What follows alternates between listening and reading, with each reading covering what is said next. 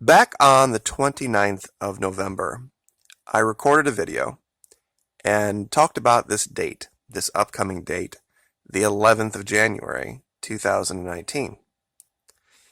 Now, just to be very clear, I didn't predict anything specific to happen on that date. If you hear what I said after that date, everything's going to change. Because even the Miami Herald now is seeing this, that when the leader of Venezuela is officially inaugurated, there's going to be the end of any opportunity to do anything about it. There's not going to be any political will in this country because the House of Representatives is not going to be talking about any authorizations for use of force on behalf of the current leader. That's for sure. You can guarantee that. And we have this article from Dialogo Americas, where they detail how China has now pretty much locked up all the ports in Latin America, and the leader of Mexico is turning his country into the new shining city on the hill for jobs, for business. See, this is what I don't get, and maybe somebody can clear this up for me, because I'm confused. There's an argument out there. Everybody thinks I'm this horrible left-wing socialist, and all you folks over on the right that are these super capitalist types think that capitalism doesn't thrive on cheap labor. Why do you think this country has been so successful in the last 20 to 25 years? The huge explosion that happened in all through the 90s and all through the 2000s. It's because of a massive influx of proletariat, of cheap labor, way cheaper than American labor. That's what business thrives on. That's why business goes to places where they can get cheap labor. They don't want to leave the U.S., but they just have bottom line controllables. How many car plants are in Mexico? How many different factories have moved south of the border because of the cheap labor? And so now we have a policy on behalf of the current leadership that says we want no more cheap labor coming into this country, and we're going to start kicking out the cheap labor that's already here. Now, it makes for great political play. I'm not debating that. It makes for great election year rhetoric. But in reality, business loathes that. Business is going to go where they can get the thing the cheapest, just like any human being would. Whether you go to the store, you're not going to go down the road, pay 20% more for something that's the exact same thing on the shelf. And for them, it is what it is.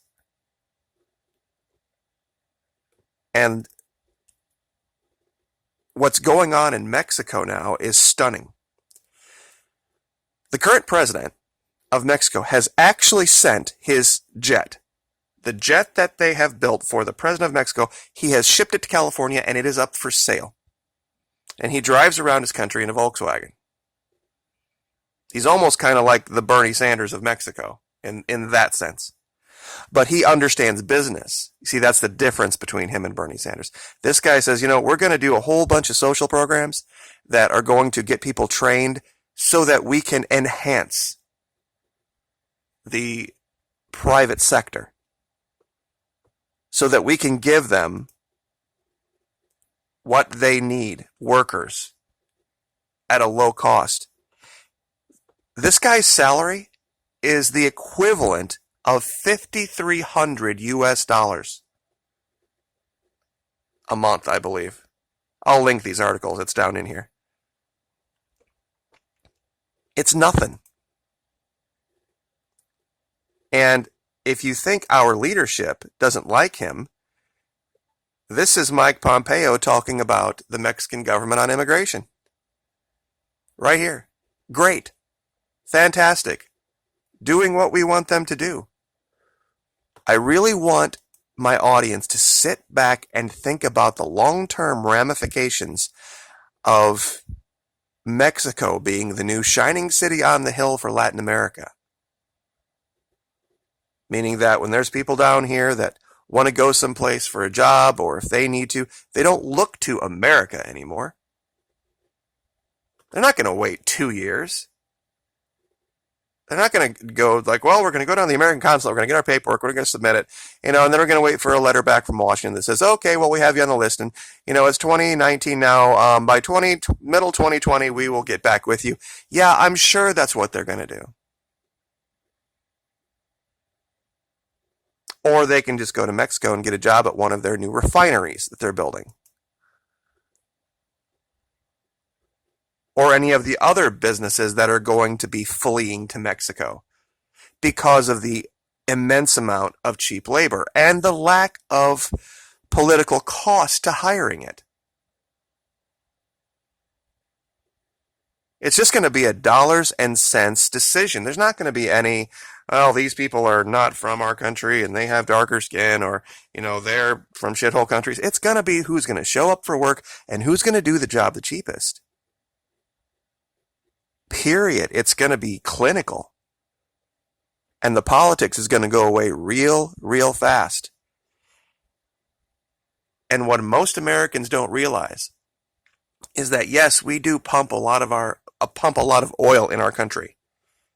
But we export a lot of oil. We export the vast majority of it. I wish there was a way I could illustrate this better. You would think we could be energy independent. We can't be energy independent when we have private businesses controlling the oil supply. This is what Venezuela and Mexico have in common. Their governments control their oil supply, ergo they supply for their own people. First. That's what government does for them. Oh, but that's evil socialism. We can't have that in America. That's why we need Canada. That's why we need Mexico, because we import so much oil from them, even though we export more to China. It's insane. Our policy on energy is absolutely psychotic. And China is loving it. They are dumping billions into Latin America because of this stupid policy of the United States. And I know I'm not all, unicorns and sunshine today, but this is an aspect of this that I think is incredibly ironic. That if evil, terrible, horrible socialism is the scourge of the world and capitalism is the answer, okay, let's look at that. What does free market capitalism, how does that work? You want to get the most profit for the least amount of output. And driving up wages does not fit into that plan. In this kind of an economy, if you think America is going to build walls around all of its borders and everything America needs, America is going to make, and we're not going to live in an economy where we trade with people or have need to trade with people, you're out of your mind.